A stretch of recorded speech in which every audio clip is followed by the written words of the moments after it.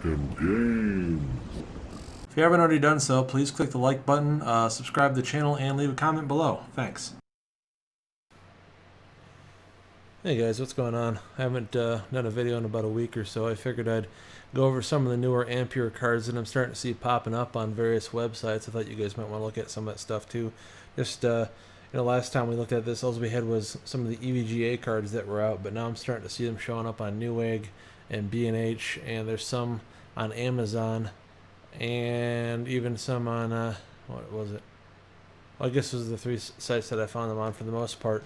And then just finding some general specs on some of the cards on other sites. But even on Newegg, like I said, we've got some 3090 options here, and I thought we'd go over some of these and see if you guys had a look at any of these yet, but just to look at some of the designs. But we've got the MSI 3090 Gaming Trio, which I think is a nice looking card. We can kind of get a look at what their designs are going to be like. It doesn't really show you a whole lot about the specifications, unfortunately. I think some of these will show like the boost clock or whatever on some of these, but some of them not so much. But yeah, they just put these on here yesterday. So these are, we've got the 3090 from MSI. We've got their Ventus version, which is usually a little bit lower end model from their from the Gaming Trio.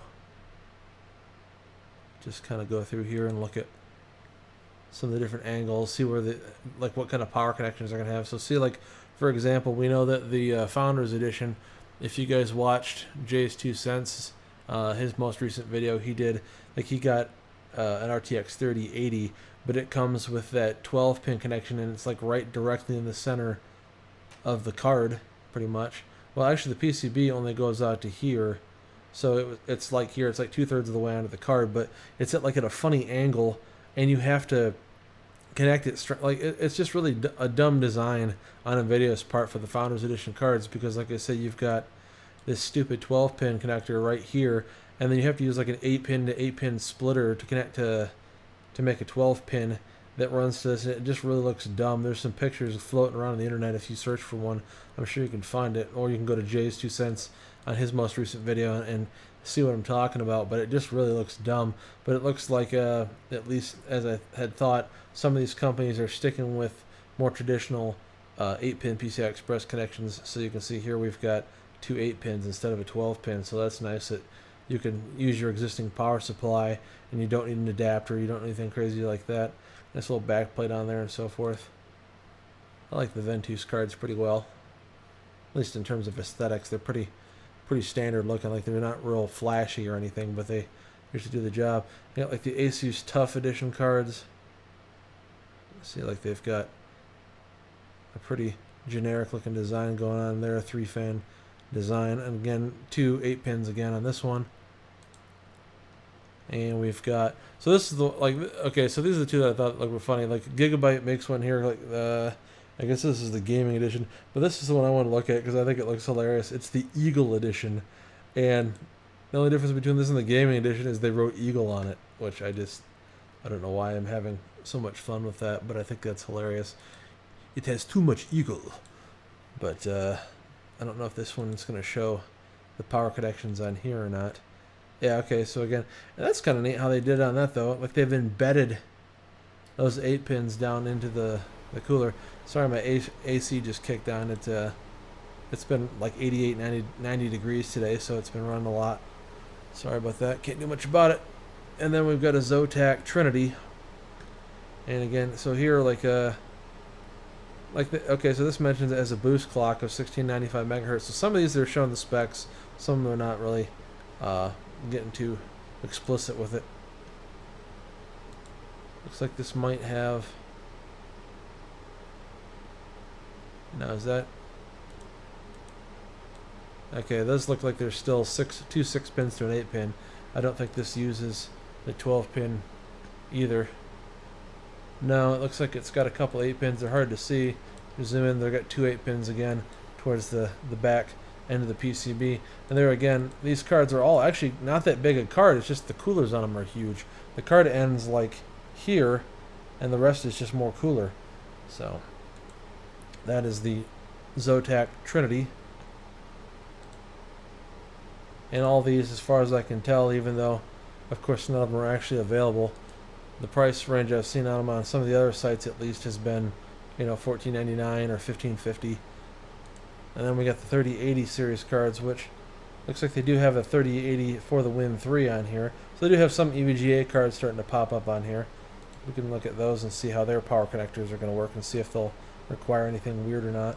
I know that from watching the JS2 Sense video, EVGA has made a adapter that works with their existing power supplies. Now it looks like it has two 8-pins, so you don't need any adapter again, but from watching his video, they've made an adapter because most of the EVGA power supplies have the same layout, at least on the modular ones, the Supernova series, which is what I use. I have a 1200 watt Supernova Platinum certified supply, and then I also have a 1000 watt gold supply in a different system. And they have the exact same layout. Like whenever I want to swap one and the other, all you have to do is physically disconnect them all, and then you can put in the new supply and reconnect up your modular cables. Like no big deal. You don't have to rewire everything. It's pretty convenient.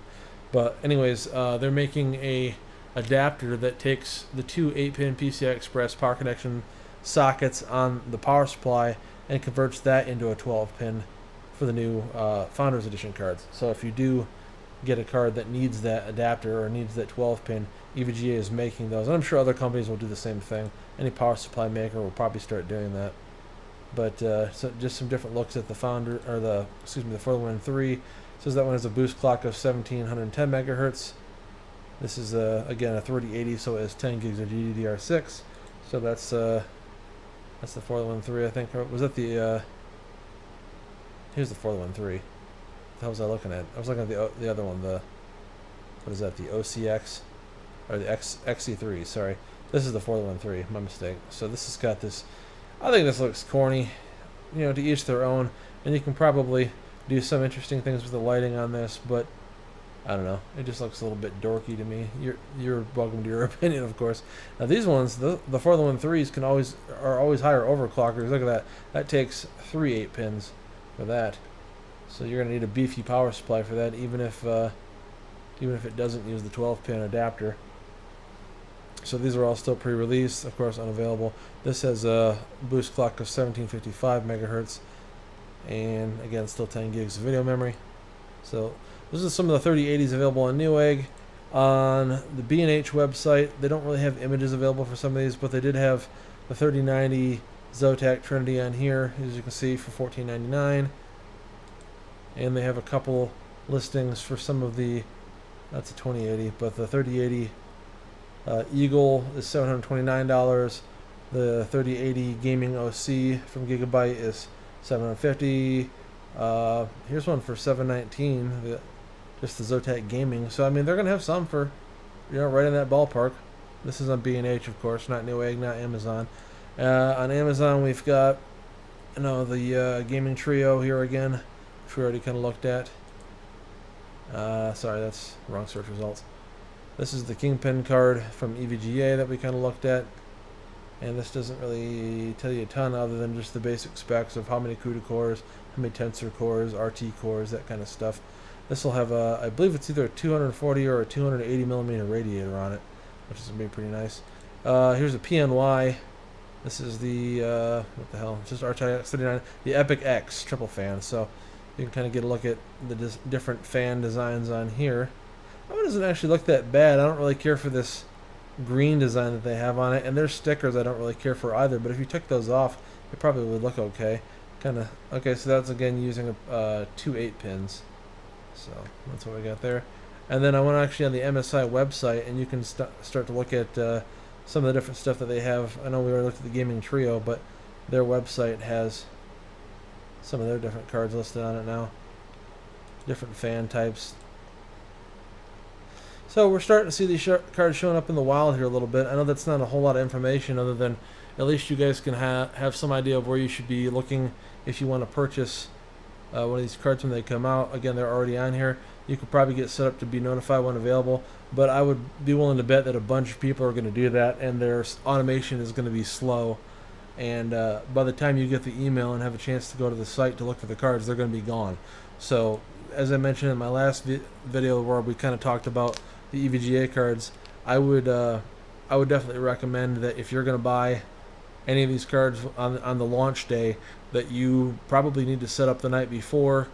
You know, if they come up, it's hard to say when they're going to become available, but I've seen them come on like right at midnight or a little bit after midnight. You know, basically the day of, or sometimes it's more like 10 a.m. in the morning the next day. So it's a little bit hard to be sure, but just something to be in mind. You know, just have all these different sites up, like whatever card that you think that you want.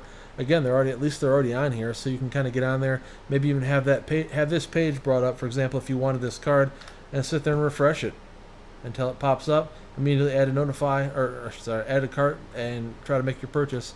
With Amazon, at least, what I would suggest, this page doesn't have it, but I can show you what I'm talking about. So, like, let's just say that you wanted to buy something from here. Let's bring up something else. Whatever, doesn't matter. Let's just say that you wanted to buy this card here. Have your payment information already built into the site, already be logged into the site. Go here, hit buy now. I'm obviously not actually never mind that. Anyways, hit buy now, and it'll let you more quickly pick it up instead of adding it to your cart and then attempting to pay for it. I don't want you guys to see any personal information on there. I mean, it's all remmed out. It's all like asterisks, but I don't need any internet sleuths trying to figure out who I am or getting on my payment information, so I'll probably blur out some of that part of the video. Anyways, hopefully this has been useful information to you guys. These are some sites where you can get ready to start looking at the card that you want.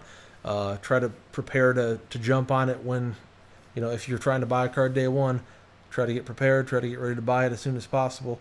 Have your payment information ready, be logged into the site, start looking at it. Like, again, the 17th is the 3080 is launching on the 17th, and the 24th is for the 3090. So, you know, night before, so on the 16th at like 11:55, you know, maybe hopefully you don't got to work the next day and you can just sit there and get ready to start refreshing your button. But eventually they'll show up, and you need to be, if you don't get it in the first like 15-20 minutes, you're probably going to end up having to wait.